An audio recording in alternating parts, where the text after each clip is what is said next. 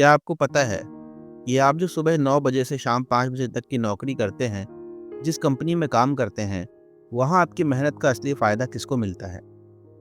Karl Marx ने 150 साल पहले ही बता दिया था कि क्यों एक मजदूर पूरा दिन काम करके भी गरीब रहता है और फैक्ट्री का मालिक अमीर से अमीर होता जाता है। आज हम बात करेंगे दुनिया की सबसे विवादित किताब दास कैपिटल की, जिसने पूरी दुनिया के आर्थिक व्यवस्था को हिला दिया था। नमस्कार दोस्तों, और स्वागत है आपका डिस्कवर विद निखिल चैनल पर। आज हम विस्तार से चर्चा करेंगे कार्ल मार्क्स की सबसे प्रसिद्ध किताब दास कैपिटल के बारे में। ये किताब 1867 में छपी थी और इसने पूंजीवाद की पूरी हकीकत को सामने रख दिया। मार्क्स ने इस किताब में समझाया कि कैसे अमीर लोग और ज़्यादा अमीर होते जाते हैं और गरीब और ज़्यादा गरीब। अगर आप समझना चाहते हैं कि आज की अर्थव्यवस्था कैसे काम करती है, आखिर क्यों कुछ लोगों के पास करोड़ों रुपए है और कुछ लोग 2 वक्त की रोटी के लिए संघर्ष करते हैं, तो ये वीडियो आपके लिए बहुत ज़रूरी है। दोस्तों, अगर आप ऐसी ही ज्ञान से भरी वीडियो देखना चाहते हैं तो कृपया चैनल को सब्सक्राइब कर लीजिए और बेल आइकन के बटन को भी दबा दीजिए ताकि आपको हर नई वीडियो की नोटिफिकेशन मिल सके। तो चलिए शुरू करते हैं। मार्क्स की दास कैपिटल 3 भागों में है, लेकिन सबसे महत्वपूर्ण है पहला भाग। इस किताब का मुख्य विचार बहुत सरल है। पूंजीवाद एक ऐसी व्यवस्था है जहां कुछ लोग दूसरे लोगों की मेहनत से मुनाफा कमाते हैं। मार्क्स कहते हैं कि समाज में 2 मुख्य वर्ग हैं। पहला वर्ग है पूंजीपति।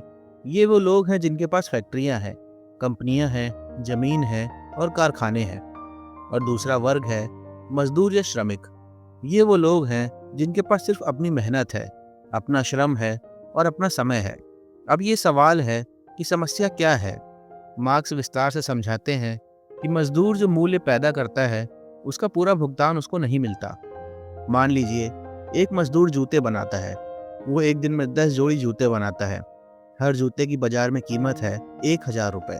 तो उस मजदूर ने एक दिन में 10,000 रुपये कीमत पैदा की, लेकिन कंपनी उस मजदूर को कितना देती है? मान लो 500 रुपये रोजाना मजदूरी। बाकी के 9,500 रुपये कहाँ गए? वो मुनाफा बन गया जो फैक्ट्री के मालिक की जेब में चला गया। मार्क्स इसी को अतिरिक्त मूल्य कहते हैं, यानी वो अतिरिक्त कीमत जो मजदूर पैदा करता है लेकिन उसको नहीं मिलती। ये सिर्फ एक उदाहरण नहीं है, हर जगह यही होता है। चाहे वो कपड़े की फैक्ट्री हो, मोबाइल बनाने की कंपनी हो या कोई भी उद्योग हो, हर जगह मजदूर की मेहनत का एक बड़ा हिस्सा मालिक अपने पास रख लेता है। मार्क्स के विचार की नींव है श्रम का सिद्धांत। इसका मतलब है किसी भी चीज की असली कीमत उसको बनाने में लगी मेहनत से आती है। एक मेज की कीमत इसलिए है क्योंकि किसी ने उसको बनाने में समय और प्रयास दिया है। एक कुर्सी की कीमत है क्योंकि किसी बढ़ई ने उसको बनाने में घंटों मेहनत की है। लेकिन पूंजीवाद में क्या होता है? मजदूर को उसकी मेहनत का पूरा मूल्य नहीं मिलता। पूंजीपति कच्चा माल खरीदता है, मजदूर को काम पर रखता है और फिर तैयार वस्तु को बेच देता है। इस पूरी प्रक्रिया में पूंजीपति कुछ खास नहीं करता। वो खुद कोई जूता नहीं बनाता, कोई कपड़ा नहीं सिलता, लेकिन सारा मुनाफा उसी को मिल जाता है। मार्क्स एक और सरल उदाहरण देते हैं। एक कपास की फैक्ट्री है। कपास का कच्चा माल खरीदने में लागत है सिर्फ 100 रुपये। मजदूर को मजदूरी में 50 रुपये दिए, मशीनों की टूट फूट और रखरखाव के लिए 50 रुपये। कुल लागत हुई 200 रुपये, लेकिन तैयार कपड़ा 300 रुपये में बिका। ये 100 रुपये का अतिरिक्त मुनाफा कहाँ से आया? मजदूर की बिना भुगतान वाली मेहनत से। ये समझना बहुत जरूरी है कि पूंजीपति का पूरा व्यापार इसी बात पर आधारित है कि मजदूर को उसकी पूरी मेहनत का भुगतान न दिया जाए। अगर मजदूर को उसकी पूरी मेहनत का पैसा मिल जाए तो पूंजीपति को मुनाफा कहाँ से होगा? दोस्तों, अब मार्क्स बताते हैं शोषण की अवधारणा। पूंजीवादी व्यवस्था में शोषण स्वाभाविक है, ये कोई दुर्घटना नहीं है। पूंजीपति का पूरा व्यापारिक मॉडल ही इस बात पर आधारित है कि मजदूर को उसकी मेहनत का पूरा मूल्य नहीं दिया जाए। काम के दिन को मार्क्स 2 हिस्सों में बांटते हैं। पहला हिस्सा है जरूरी श्रम समय, जितने घंटे में मजदूर अपनी तनख्वाह के बराबर कीमत पैदा करता है। मान लो ये 4 घंटे है, मतलब पहले 4 घंटे में जो मजदूर बनाता है उसकी कीमत 500 रुपये होती है, जो उसकी रोजाना मजदूरी है। बाकी के 4 घंटे हैं अतिरिक्त श्रम समय, जिसमें मजदूर जो भी बनाता है वो पूरा मुनाफा मालिक का होता है। ये वो समय है जब मजदूर मुफ्त में काम कर रहा होता है, उसको इन घंटों का कोई अलग पैसा नहीं मिलता। पूंजीपति हमेशा कोशिश करता है कि इस अतिरिक्त श्रम समय को बढ़ाए। वो कैसे? 2 तरीके से। पहला, काम के घंटे को बढ़ा दो। पहले 8 घंटे थे, अब 10 घंटे कर दो, फिर 12 घंटे कर दो। इससे अतिरिक्त मूल्य बढ़ जाती है। मार्क्स इसको पूर्ण अतिरिक्त मूल्य कहते हैं। दूसरा तरीका है तकनीक और मशीनें लाना। बेहतर मशीनों से मजदूर कम समय में ज़्यादा उत्पादन कर सकता है। इससे जरूरी श्रम कम हो जाती है और अतिरिक्त श्रम समय बढ़ जाती है। मान लो पहले मजदूर को अपनी तनख्वाह के बराबर कीमत बनाने में 4 घंटे लगते थे। अब नई मशीन से वो यही काम 2 घंटे में कर लेता है। बाकी के 6 घंटे पूरा मुनाफा मालिक का। मार्क्स इसको सापेक्ष अतिरिक्त मूल्य कहते हैं। दोस्तों, मार्क्स एक बहुत दिलचस्प अवधारणा देते हैं, वस्तु पूजा।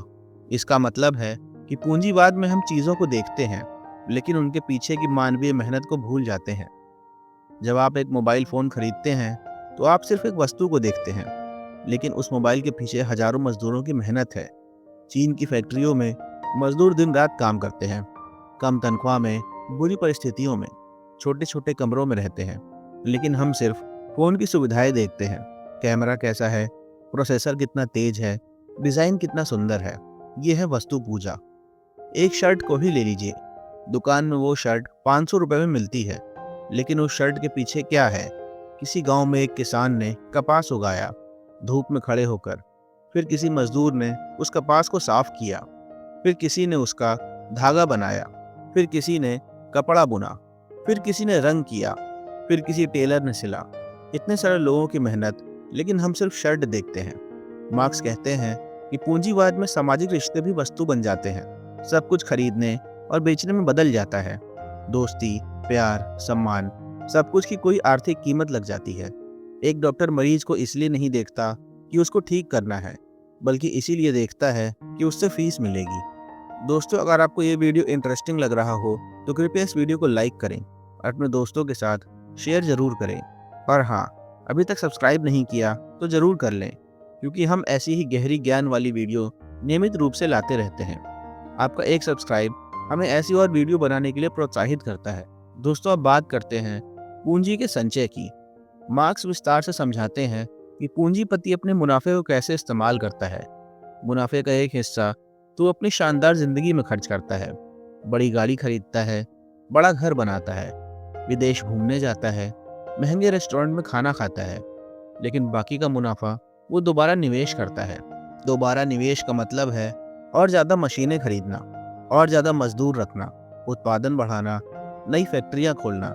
इससे अगले चक्र में और ज़्यादा मुनाफा होता है। ये चक्र चलता रहता है। मार्क्स इसको कहते हैं डिटेल्ड रेप्लिकेशन, यानी पूंजी खुद को बढ़ाती रहती है। मान लीजिए एक पूंजीपति ने पहले साल 10 लाख रुपए का मुनाफा कमाया। उसने 5 लाख अपने ऐशो आराम में खर्च किए और 5 लाख दोबारा व्यापार में लगा दिया। इन 5 लाख से उसने और मशीनें खरीदी और मजदूर रखे। अब अगले साल उसका मुनाफा 15 लाख हो गया। फिर उसने 7 लाख खर्च किए और 8 लाख दोबारा लगा दिए। अब तीसरे साल 22 लाख का मुनाफा। ऐसे पूंजी बढ़ती रहती है। लेकिन इसका अंधेरा पक्ष क्या है? जैसे जैसे पूंजी बढ़ती है, प्रतिस्पर्धा बढ़ती है। छोटी कंपनियां बड़ी कंपनियों से मुकाबला नहीं कर पाती और बंद हो जाती हैं। नतीजा एकाधिकार, मतलब मोनोपोली। कुछ बड़ी कंपनियां पूरे बाजार को नियंत्रित करने लगती हैं। आज आप देखिए, अमेज़न सैकड़ों छोटी दुकानों को बंद कर चुका है। बड़ी किराने की दुकानें छोटी किराने की दुकानों को खत्म कर रही हैं। ये है पूंजी संचय का असर। दोस्तों, मार्क्स एक बहुत महत्वपूर्ण अवधारणा देते हैं, बेरोजगारों की सेना। इसका मतलब है बेरोजगार मजदूर का एक बड़ा समूह है जो हमेशा नौकरियों की तलाश में रहता है। ये बेरोजगारों की सेना पूंजीपतियों के लिए बहुत उपयोगी है। क्यों? क्योंकि जब बहुत सारे बेरोजगार लोग हों तो काम करने वाले मजदूरों की सौदेबाजी की शक्ति कम हो जाती है। अगर कोई मजदूर ज़्यादा तनख्वाह मांगता है या परिस्थितियां बेहतर करने की मांग करता है तो पूंजीपति कह सकता है, ठीक है, तुम जाओ, बाहर 100 लोग खड़े हैं तुम्हारी जगह लेने के लिए। उनको कम तनख्वाह में भी काम मिल जाएगा। तकनीक और यंत्रीकरण इस बेरोजगारों की सेना को और बड़ा बनाती है। जब मशीनें आती हैं तो कई मजदूरों की जरूरत नहीं रहती। वो लोग बेरोजगार हो जाते हैं और बेरोजगारों की सेना में शामिल हो जाते हैं। पहले एक कारखाने में 1000 मजदूर काम करते थे। अब नई मशीनें आ गईं, अब सिर्फ 300 मजदूर चाहिए। बाकी 700 क्या करेंगे? बेरोजगार हो जाएंगे। और ये 700 बेरोजगार लोग बाकी 300 मजदूरों के लिए खतरा बन जाते हैं, क्योंकि मालिक कभी भी उन 300 को निकालकर इन 700 में से किसी को कम तनख्वाह पर रख सकता है। मार्क्स कहते हैं कि बेरोजगारी पूंजीवाद की एक स्वाभाविक विशेषता है, कोई गलती नहीं है। व्यवस्था को चलने के लिए बेरोजगार लोगों की जरूरत है ताकि तनख्वाहों को नीचे रखा जा सके। अगर सभी को नौकरी मिल जाए तो मजदूर ज्यादा मांग कर सकते हैं। दोस्तों, सबसे दिलचस्प हिस्सा, मार्क्स भविष्यवाणी करते हैं कि पूंजीवाद अपनी खुद की समस्याएं पैदा करता है जो अंततः उसको नष्ट कर देंगी। लेकिन कैसे? पहली समस्या है मुनाफे की दर का गिरना।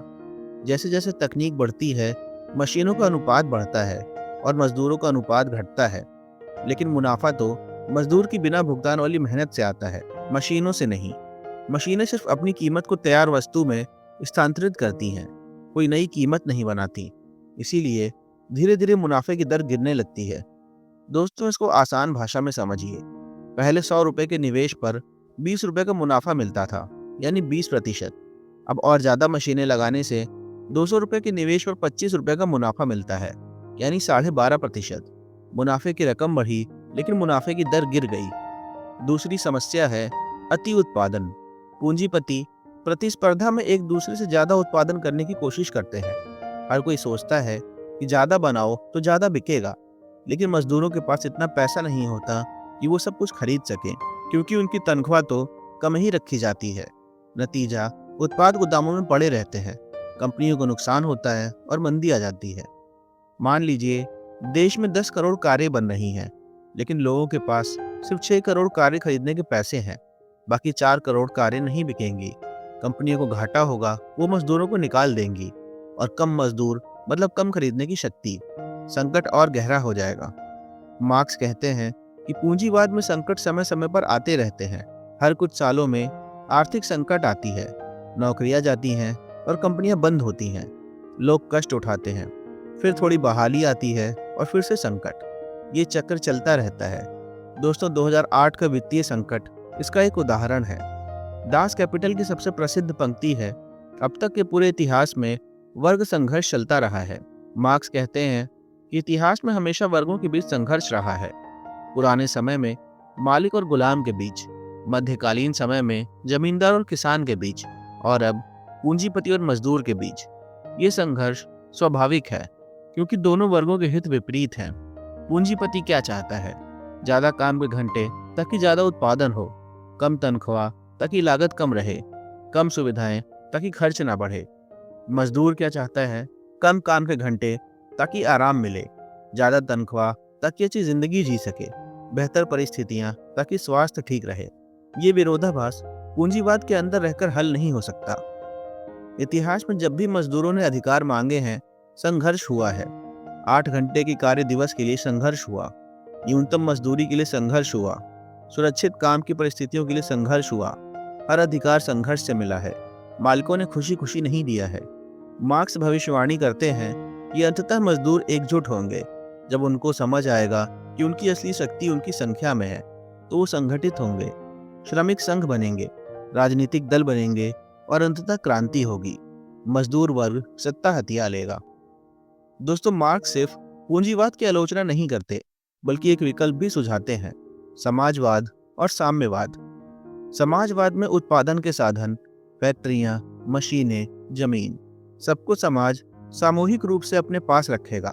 निजी मालिकाना नहीं होगा, कोई एक व्यक्ति फैक्ट्री का मालिक नहीं होगा। मजदूर खुद तय करेंगे कि क्या बनाना है और कैसे बांटना है और किसको कितना देना है। कल्पना कीजिए, एक फैक्ट्री है जहां 1000 मजदूर काम करते हैं। पूंजीवाद में एक मालिक है जो सब कुछ तय करता है और सारा मुनाफा अपने पास रखता है। समाजवाद में वो 1000 मजदूर खुद मिलकर तय करेंगे कितना उत्पादन करना है, कैसे बेचना है, मुनाफे को कैसे बांटना है, और सब बराबर के भागीदार होंगे। मार्क्स का दृष्टिकोण है, हर व्यक्ति अपनी क्षमता के अनुसार योगदान करेगा और अपनी जरूरत के अनुसार प्राप्त करेगा। यानी जो जितना काम कर सकता है उतना करेगा और जिसको जितना चाहिए उतना मिलेगा। प्रतिस्पर्धा की जगह सहयोग होगा। किसी को ज्यादा खाने की जरूरत है तो उसको ज्यादा मिलेगा। किसी को बड़े घर की जरूरत है क्योंकि उसका परिवार बड़ा है तो उसको बड़ा घर मिलेगा। लेकिन इसका मतलब ये नहीं कि वो अमीर है और दूसरा गरीब। सबकी जरूरतें पूरी होंगी। साम्यवाद में राज्य भी अंततः खत्म हो जाएगा। जब वर्ग खत्म हो जाएंगे तो राज्य की जरूरत नहीं रहेगी, क्योंकि राज्य का काम ही है एक वर्ग को दूसरे वर्ग पर नियंत्रण रखने में मदद करना। जब सब बराबर होंगे तो राज्य की क्या जरूरत, लोग स्वतंत्र रूप से और समान रूप से सहयोग करेंगे। दोस्तों, दास कैपिटल ने पूरी दुनिया को बदल दिया। इस किताब के विचारों ने रूसी क्रांति को प्रेरित किया। लेनिन ने मार्क्स के सिद्धांतों को अपनाकर सोवियत संघ बनाया। चीन में माओ जेडोंग ने भी मार्क्सवादी विचारधारा अपनाई। क्यूबा में फिदेल कास्त्रो ने, वियतनाम में हो ची मिन्ह ने। दुनिया के कई देशों में क्रांतियां हुई, मजदूर संगठित हुए, शक्तिशाली श्रमिक संघ बने, राजनीतिक दल बने जो मजदूरों के हितों के लिए लड़े। समाजवादी और साम्यवादी आंदोलन पूरी दुनिया में फैल गए, लेकिन आलोचना भी बहुत हुई। कुछ लोग कहते हैं कि मार्क्स की भविष्यवाणियां गलत साबित हुई। पूंजीवाद नष्ट नहीं हुआ बल्कि और मजबूत हो गया। विकसित देशों में तो पूंजीवाद फल फूल रहा है। मजदूरों की परिस्थितियां भी सुधरी, न्यूनतम मजदूरी के कानून आए, श्रम अधिकार मिले, सामाजिक सुरक्षा बनी, स्वास्थ्य सेवाएं मिली। समाजवादी देशों में ही बहुत समस्याएं आईं। सोवियत संघ अंततः टूट गया, पूर्वी यूरोप के समाजवादी देश ढह गए, चीन ने भी पूंजीवाद के तत्वों को अपनाया। आलोचक कहते हैं कि मार्क्स का आदर्शवादी दृष्टिकोण व्यवहारिक नहीं था, लेकिन समर्थक तर्क देते हैं कि मार्क्स का मूल विश्लेषण आज भी प्रासंगिक है। आय असमानता बढ़ रही है, ऊपर के 1% लोगों के पास दुनिया की आधी संपत्ति है। मजदूर आज भी शोषण का सामना करते हैं, चाहे वो अमेज़न के गोदामों में हो या एशियाई फैक्ट्रियों में। आज के समय में मार्क्स के विचार कितने प्रासंगिक हैं दोस्तों, बहुत ज्यादा। अस्थायी अर्थव्यवस्था को देखिए, उबर के ड्राइवर, खाना पहुंचाने वाले मजदूर, फ्रीलांसर, ये सब तकनीकी रूप से स्वरोजगार हैं, लेकिन वास्तविकता में मंच आधारित कंपनियां उनसे अतिरिक्त मूल्य निकाल रही है। एक उबर ड्राइवर सोचता है कि वो अपना मालिक है, लेकिन सच्चाई उबर तय करती है कि किराया कितना होगा। उबर कमीशन काटती है, कभी 25% तो कभी 30%। ड्राइवर को सारे खर्चे उठाने पड़ते हैं, गाड़ी, पेट्रोल, रख रखाव, और अंत में मुनाफा उबर के पास। ये शोषण का नया रूप है। तकनीकी कंपनियों को देखिए, फेसबुक, गूगल, अमेज़न। ये कंपनियां उपयोगकर्ताओं का डेटा मुफ्त में इकट्ठा करती हैं और फिर उसको बेचकर अरबों कमाती हैं। आप मुफ्त में फेसबुक का इस्तेमाल करते हैं, सोचते हैं कि कोई कीमत नहीं चुका रहे, लेकिन आपका डेटा, आपकी जानकारी, आपकी पसंद नापसंद, ये सब बेचा जा रहा है। ये शोषण का एक नया तरीका है।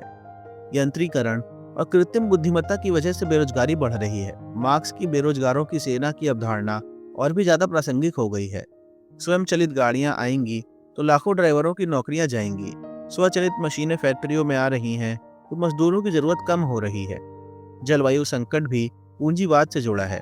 मुनाफे के लिए कंपनियां पर्यावरण को नष्ट कर रही हैं, जंगल काटे जा रहे हैं, नदियां प्रदूषित हो रही हैं, हवा जहरीली हो रही है। मार्क्स ने बताया था कि पूंजीवाद में लंबी अवधि की स्थिरता नहीं हो सकती, क्योंकि ध्यान सिर्फ अल्पकालिक मुनाफे पर है। दोस्तों, भारत के संदर्भ में भी मार्क्स के विचार बहुत प्रासंगिक हैं। हमारे देश में करोड़ों मजदूर हैं जो रोज कमाते हैं, रोज खाते हैं। फैक्ट्रियों में, खेतों में, निर्माण स्थलों पर, हर जगह मजदूरों का शोषण हो रहा है। दिहाड़ी मजदूर को देखिए, सुबह 6 बजे काम पर जाता है, शाम 6 बजे वापस आता है। 12 घंटे की मेहनत, मिलते हैं 500-600 रुपए। क्या ये उसकी मेहनत का सही मूल्य है? जो इमारत वो बनाता है वो करोड़ों में बिकती है, लेकिन उसको मिलते हैं सिर्फ 400 रुपए।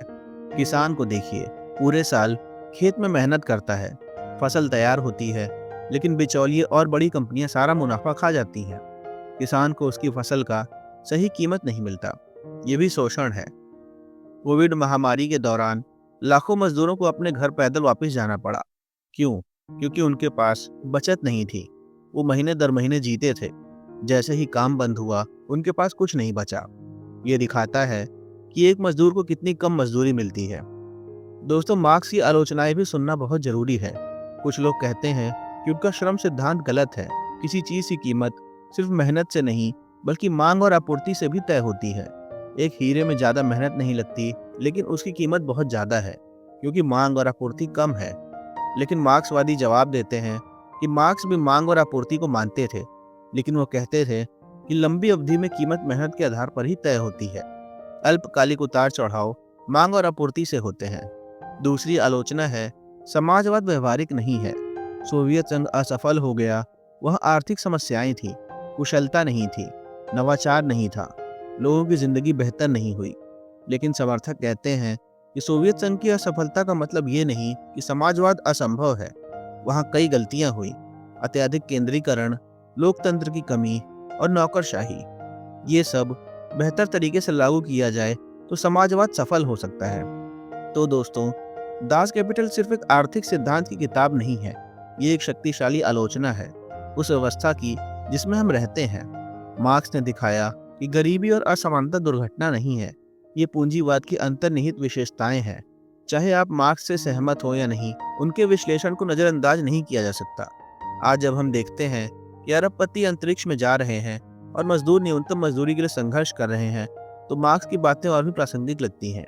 जब हम देखते हैं कि बड़ी कंपनियां करोड़ों कमाती हैं लेकिन टैक्स नहीं देती, जब हम देखते हैं कि अमीर और अमीर होते जा रहे हैं और गरीब और गरीब, जब हम देखते हैं कि मेहनत करने वाले के पास कुछ नहीं और बिना मेहनत के लोगों के पास सब कुछ, तब मार्क्स की बातें सही लगती हैं।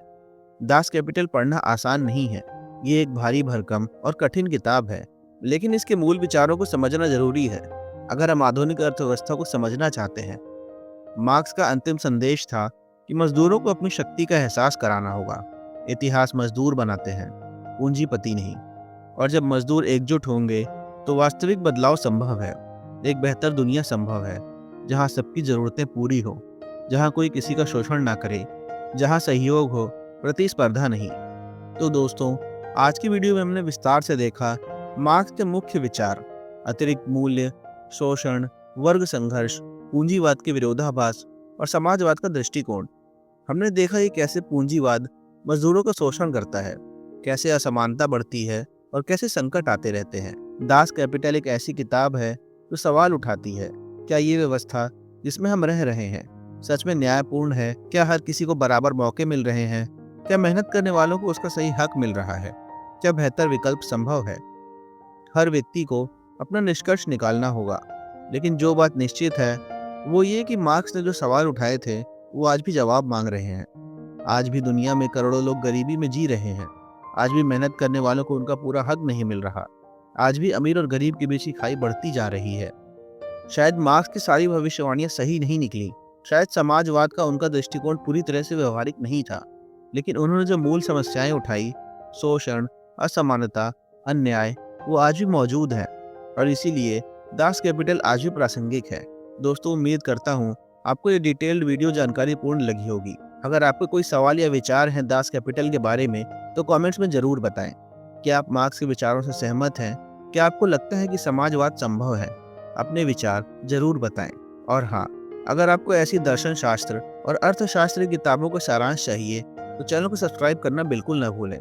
बेल आइकन के बटन को भी दबा दें ताकि आने वाली हर वीडियो की नोटिफिकेशन आपको मिल सके। हम नियमित रूप से ऐसे गहन और सोच को चुनौती देने वाली वीडियोस लाते रहते हैं। अगली वीडियो में मिलेंगे एक और रोचक किताब के साथ। तब तक के लिए सीखते रहिए, बढ़ते रहिए और सवाल पूछते रहिए। बहुत बहुत धन्यवाद दोस्तों।